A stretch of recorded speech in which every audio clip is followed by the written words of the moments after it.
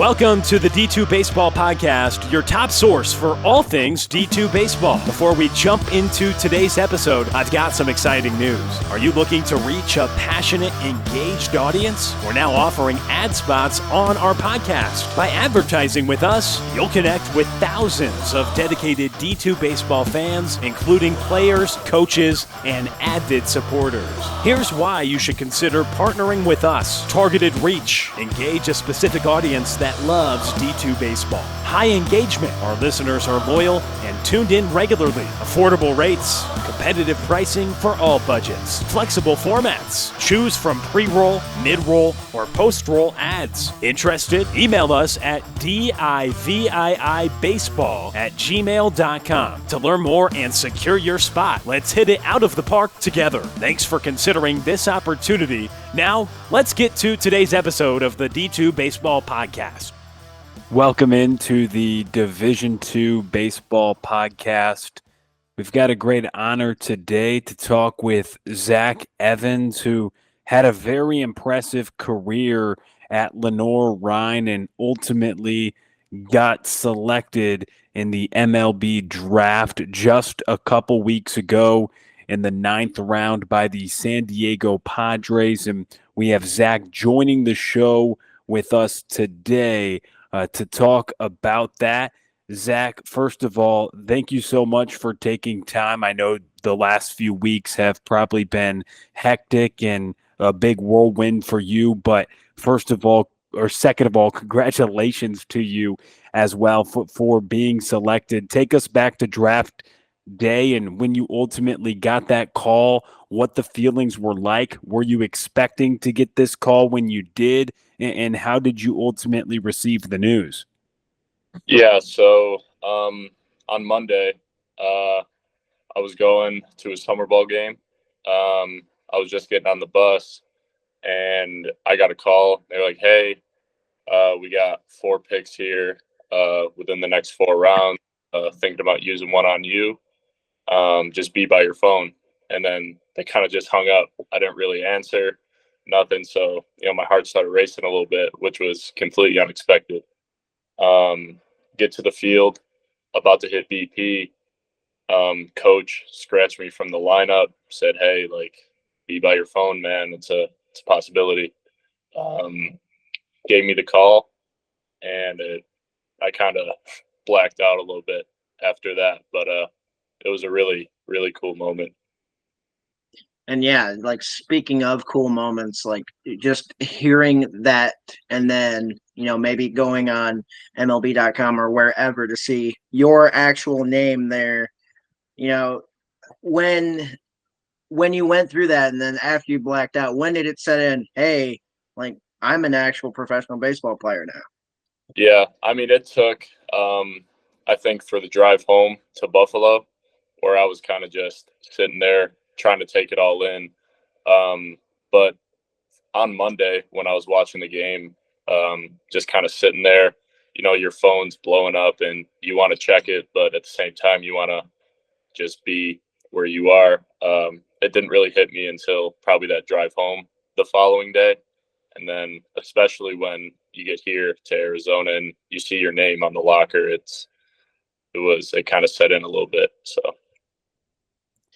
When we go back to this past season, when you put together really the last 2 seasons with the Bears, impressive numbers and being a big leader on that team, when did you start to maybe get the feeling that this could be a possibility, knowing that Division II players certainly get selected much less than Division I and even other levels of baseball? When did this thing ultimately become a reality for you where, hey, I do have a chance to maybe play at the next level? Yeah, so our coaches at LR, when they recruited me, Coach Skinecki and Coach Ramirez, who's no longer there, but they kind of told me before I got there, hey, we're going to go with you, and you have a chance, man. If you want to put your head down, do the work, no matter where you are, they'll find you. So I kind of took that and ran with it, I guess. And it didn't really set in until this past season where I was like, hey, you've been getting a little bit more attention. Start taking this thing a little bit more seriously.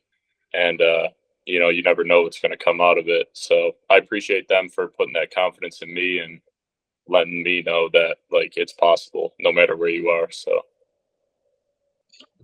And yeah, let's speak a little bit about, that coaching staff, but let's also go a little bit back and talk a little bit about your kind of baseball playing career in terms of their collegiate career. Now, you obviously spent the last 2 years at Lenoir-Rhyne, but you were at Niagara County Community College prior to that. Talk a little bit about your collegiate playing career too.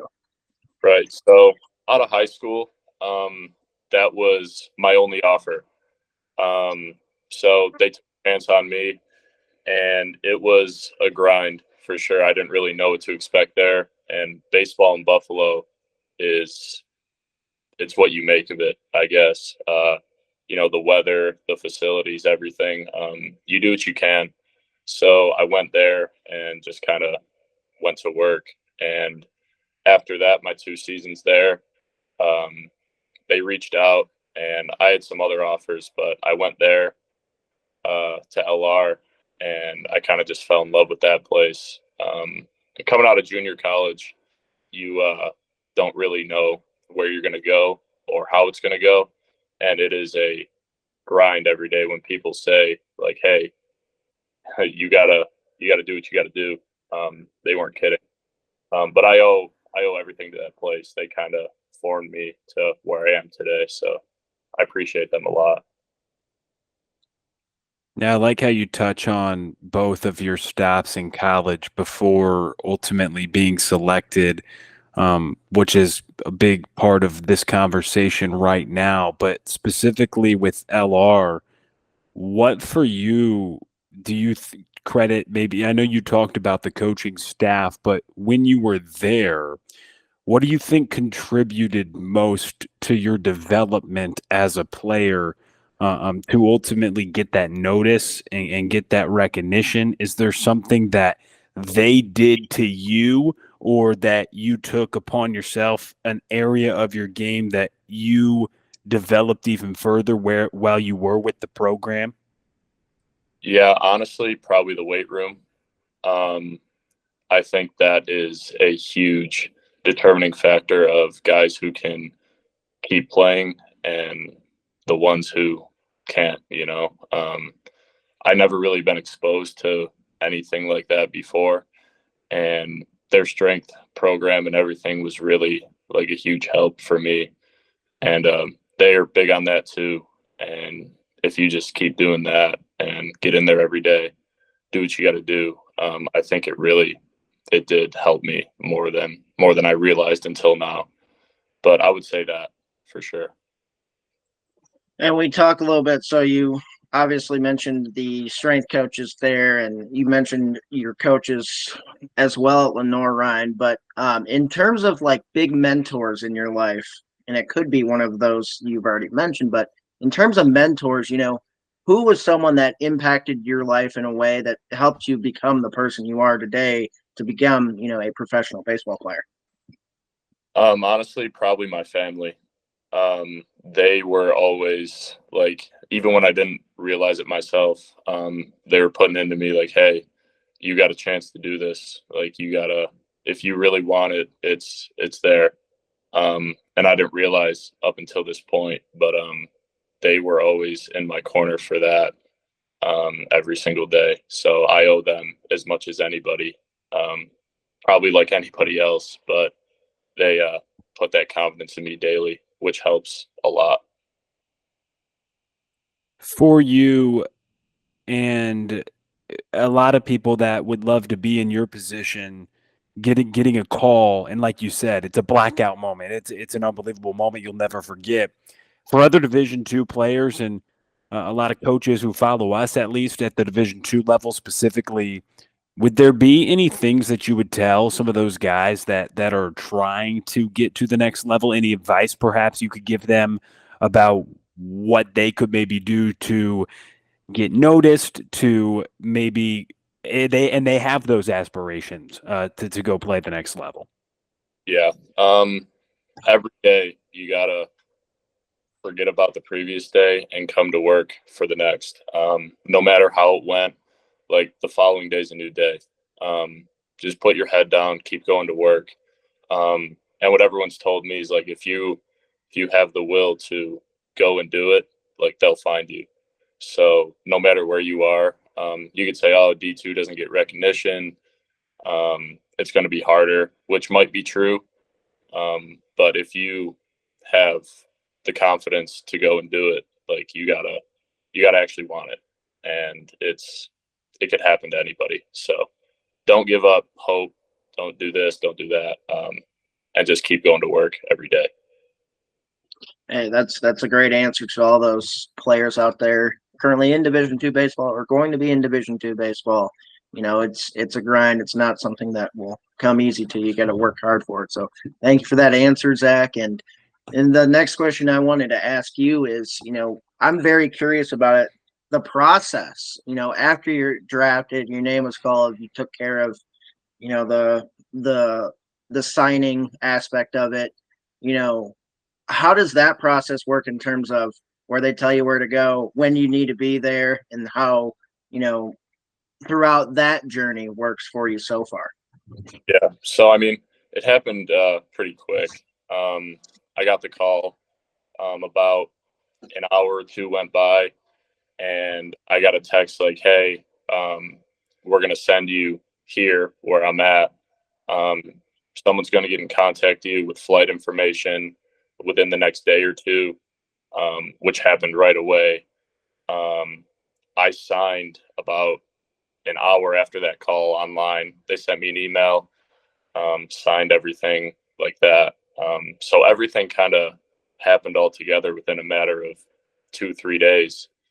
And then I got on a flight Sunday, and here I am, kind of packed my life away from Buffalo, and now I'm here. So it was really efficient, more than anything I've been a part of, which was cool.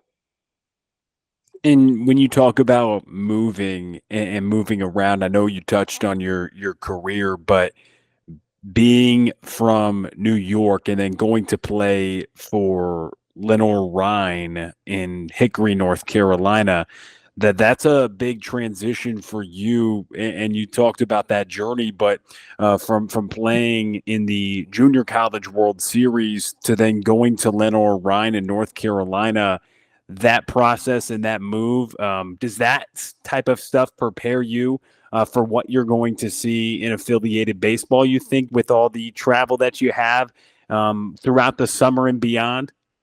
Yeah, I think it's definitely going to help. Going from New York to North Carolina was a little bit of a culture shock for sure. But I love it. I loved every minute of it. I think it's going to help prepare me because you don't know what's going to happen from here. They could send you somewhere in a matter of 2 days, and you got to agree and you go. So, I mean, it was kind of the same thing from going to New York to North Carolina. A little bit more time in advance, but I mean, the travel aspect of things shouldn't be much different. So I think it'll definitely help prepare me for that. And speaking of kind of preparing, so you said you're in Arizona. Have you ever been this far out west for this extended period or planned extended period of time? No, I've never been this far away. So I mean, it doesn't feel much different. But being 30 hours away from home is definitely new. But I don't feel any different than when I was at school being away from there. But it's different because you can't just get in a car and drive 9 hours if you really needed to. But it's what you dream of. So I love every minute of it. No, that's fantastic. And really, when what you have done as well, and we talk about the selection, you're the second highest ever selection out of Lenoir-Rhyne. So certainly a great honor, and for all the people that have been drafted to be placed in that rare air. I'm wondering your thoughts when you heard that. what that means to you to be able to go from that program nearly higher than anybody else ever has. And it's a small group of people who have ever had that honor to be selected from Lenoir-Rhyne. Yeah, it's really a blessing. I wasn't sure how many guys had been drafted from LR or anything like that. But when I heard the news, it took me back a little bit. It was truly a blessing to that. And everyone telling like, hey man, like that's kind of a big deal. So um, I'm grateful for it. It's truly amazing to be a part of that list, and I know there's a bunch of great players on that list. So it's truly an honor. And being a part of the truly and the other interesting factoid that I'd like to talk about is you were drafted by the team that this past draft has drafted the most Division II players. So in terms of that, how does that feel? And then kind of going back to that previous answer of going from D2 to the pros, how does that help maybe other D2 players understand, hey, like anybody could be looked at? Yeah. The way I look at it is like all it takes is one person to take a chance on you. So if you can grab one person's eyes in an organization, like it's a possibility. Especially for them taking the most D2 players. I think that kind of helped my case a little bit, and kind of pushed me to be like, hey, like it takes one. And after that, like you're in. So, I mean, all it takes is for you to catch one person's eyes and you're off. So,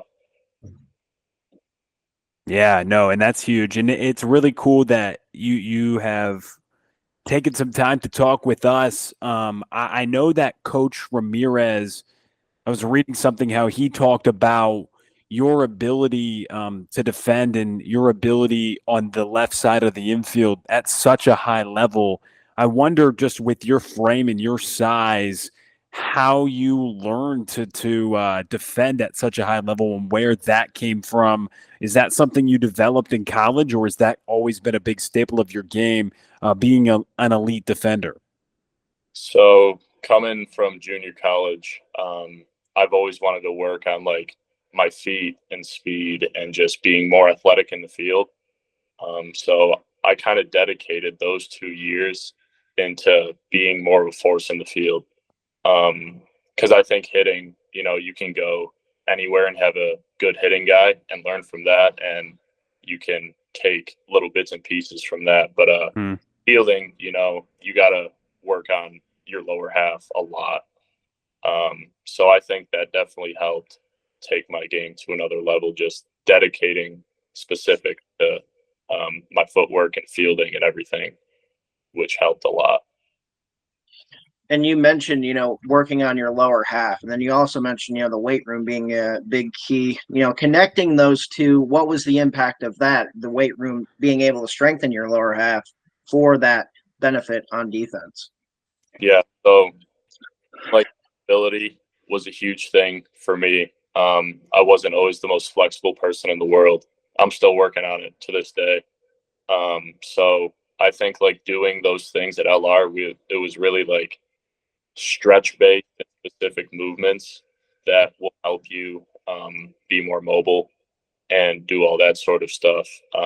So not necessarily more of the like heavy lifting and like the power lifts, but like I think what helped me the most is the stretches and the mobility work and the designated movements to help me be more athletic in the field.